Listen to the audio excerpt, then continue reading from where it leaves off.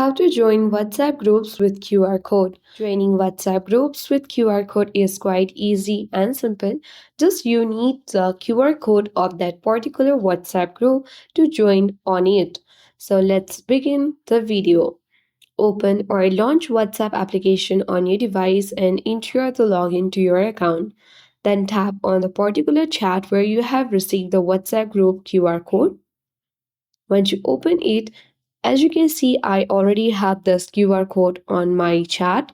So you can tap on the particular link which is underneath the QR code. So let's tap on the link and immediately you will get into that WhatsApp group.